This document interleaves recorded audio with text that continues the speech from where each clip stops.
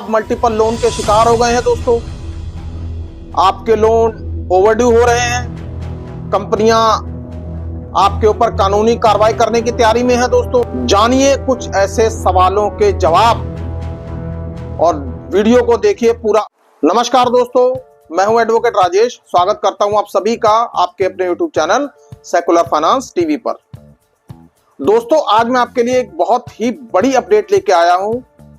RBI ने अब 2025 जनवरी 2025 से नियमों में बदलाव किया है दोस्तों।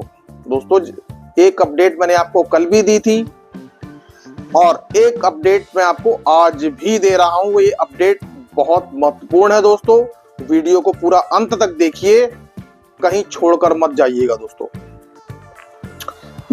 आज की अपडेट आप सभी के लिए बहुत ही राहत भरी या यूं कह लीजिए कि काम की होगी दोस्तों। जैसा कि आप सभी जानते ही हैं कि आजकल डिजिटल लैंडिंग का जमाना है। कंपनियां आपको अनसिक्योर्ड लोन आपके आधार कार्ड और पैन कार्ड के बेसिस पे दे देती हैं दोस्तों। जैसे ही आपका सिविल स्कोर मैच कर जाता है या पॉजिटिव आ जाता है तो आपको कंपनियां लोन ऑफर कर देती हैं दोस्तों। फिर उसके बाद शुरू हो जाता है रीपेमेंट का दौर। रीपेमेंट में कई बार ऐसा होता है कि कुछ लोग कर्ज चुका नहीं पाते, उनकी किस्तें बाउंस हो जाती हैं दोस्तों। कई कारण हो सकते हैं दोस्तों, पारिवारिक कारण, व्यापारिक कारण, या किसी की नौकरी चली जाती है, या किसी को मेडिकल इमरजेंसी की प्रॉब्लम हो सकती है दोस्तों। कई ऐसे कारण हो सकते हैं दोस्तों। लाइफ है, कारण लगे रहते हैं दोस्तों कुछ ना कुछ। अब लेकिन दोस्तों होता क्या है फिर उसके बाद? कंपनियों की मनमानी यहीं से शुरू हो जाती है दोस्तों। कंपनी के लोन रिकवरी एजेंट्स फोन पर आपको लगातार प्रेशर बनाते रहेंगे कि लोन चुकाइए, पैसा दीजिए, हमें चाहिए, जो मर्जी करिए, पैसा दीजिए दोस्तों। मतलब आपके ऊपर इतना प्रेशर बना दिया जाता है दोस्तों कि आप ये सोचने लग जाते हैं कि आखिरकार करें तो क्या करें, कहां जाएं। ना खाने पीने में मन लगता है, कोई काम करने में मन ही नहीं लगता दोस्तों। लेकिन दोस्तों आरबीआई का जो नया अपडेट आया है, इस अपडेट के बाद शायद आप अच्छा फील करेंगे दोस्तों। कंपनियां फिर लोन रिकवरी एजेंट्स आपके घर पे भेजती हैं, वो आपके साथ बुरा भला बर्ताव करते हैं दोस्तों। कई सारे ऐसे केसेस भी देखे गए हैं कि लोन रिकवरी एजेंट्स की वजह से कुछ लोगों ने सुसाइड तक कर लिया दोस्तों। हालांकि सुसाइड बहुत गलत स्टेप है दोस्तों, ये तो उठाना ही नहीं चाहिए। इसको हम दूसरी तरफ से कह दें तो ये एक पाप है दोस्तों।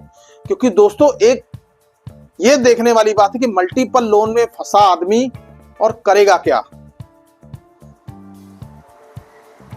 दोस्तों। फिर कंपनियां आर्बिट्रेशन के खेल खेलती हैं, नोटिसेस, अवार्ड्स, कई तरह की चीजें आपको विलफुल डिफॉल्टर भी घोषित कर देती हैं दोस्तों। सेक्शन 25 के नोटिस, फिर अंत में सेटलमेंट। लेकिन दोस्तों सवाल ये खड़ा होता है कि आपको कंपनियां डिफॉल्टर कब और कैसे घोषित कर देती है दोस्तों। क्या आपको डिफॉल्टर घोषित करने से पहले कंपनियों ने आपकी बात सुनी थी? कंपनियों ने आपसे कुछ पूछा था? कंपनियों ने आपके हालातों पर गौर किया था दोस्तों? जी हां, आरबीआई की तरफ से यही एक बहुत बड़ा अपडेट आया है कि यदि किसी कर्जदार की किस्तें बाउंस हो रही हैं दोस्तों, तो कंपनियों को अब कर्जदारों की बात सुननी पड़ेगी। चाहे कंपनी हो, चाहे बैंक्स हो, उनको कर्जदारों की बात सुननी पड़ेगी। बगैर उनकी बात सुने कंपनी हो या बैंक हो, उनके लोन को डिफॉल्टर घोषित नहीं कर सकती दोस्तों।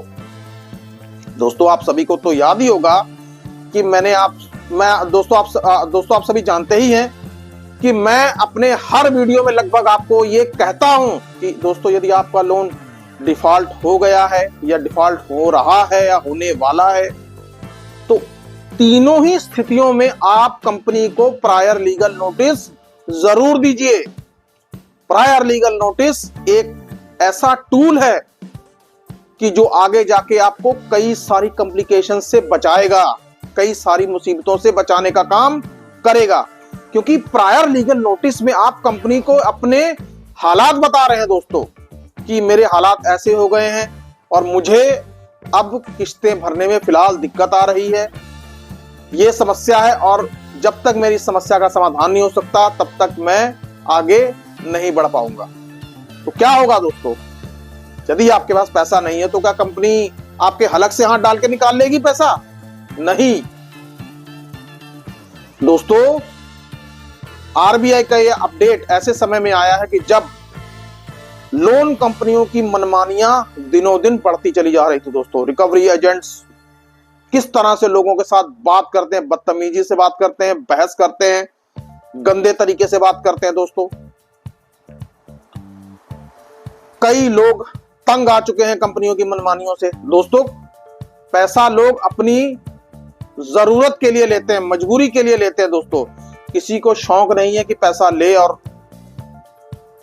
लोन डिफॉल्ट करे। लेकिन दोस्तों यहां पे एक बात मैं कहना चाहूंगा कि आपने यदि प्रायर लीगल नोटिस भेजा होगा तो आप उसको अपनी एक शिकायत के रूप में रख सकते हैं दोस्तों, क्योंकि प्रायर लीगल नोटिस एक एडवोकेट के थ्रू भेजा जाएगा, प्रॉपर रजिस्टर्ड डाक द्वारा भेजा जाएगा दोस्तों। उसका एक प्रॉपर रिकॉर्ड होगा जो कि आप अपने पास मेंटेन करेंगे, जरूरत पड़ने पर आप दिखा सकते हैं दोस्तों। मैं इसीलिए बार बार आप सभी को कहता हूं कि प्रायर लीगल नोटिस भेजना जरूरी है, हद से ज्यादा जरूरी है दोस्तों। इसी में आपका बचाव है दोस्तों। अब दोस्तों आरबीआई की जो नई अपडेट जो आई है, इसका थोड़ा सा मैं डिटेल आपको और दे देता हूं दोस्तों।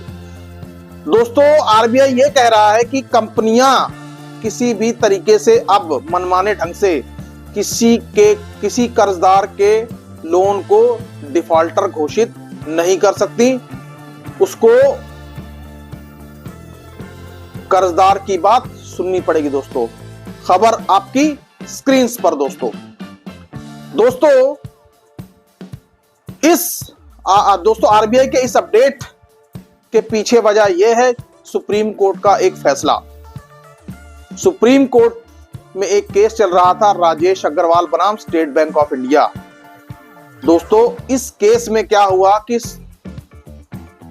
स्टेट बैंक ने राजेश अग्रवाल के अकाउंट को डिफॉल्टर घोषित कर दिया।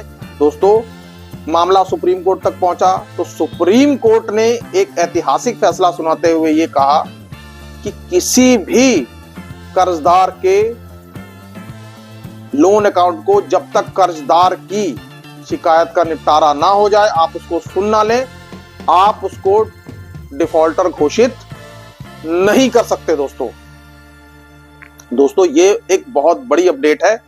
तो दोस्तों इसी वजह से मैं आपको ये कह रहा हूं कि आप ज्यादा से ज्यादा हो सके, यदि आपके लोन डिफॉल्ट हो रहे हैं, चाहे कितने का भी लोन हो, आप प्रायर लीगल नोटिस दीजिए, अपने आप को प्रोटेक्ट करिए। क्योंकि दोस्तों यदि एक तो आप मल्टीपल लोन के चक्कर में वैसे फंसे हुए हैं दोस्तों, यदि आप प्रायर लीगल नोटिस नहीं देंगे तो आने वाले बुरे वक्त में आप और इजाफा कर लेंगे दोस्तों। इसलिए प्रायर लीगल नोटिस दीजिए और अपने आप को सुरक्षित करिए दोस्तों। क्योंकि दोस्तों कंपनियां अपनी चाल चलती रहेंगी, कंपनियां अपनी स्पीड से चलती रहेंगी। वो आर्बिट्रेशन का नोटिस भी भेजेंगी, वो सेक्शन 25 का नोटिस भी भेजेंगी, डिमांड नोटिस, रिकॉल नोटिस सब भेजेंगी। लेकिन दोस्तों यदि आपने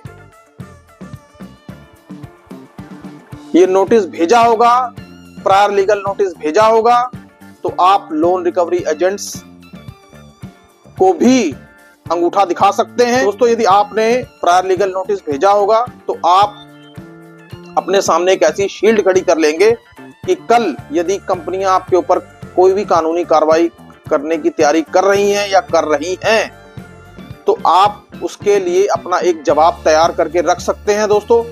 मैं आपको 100% श्योर करता हूं कि आपकी बात सुनी जाएगी दोस्तों।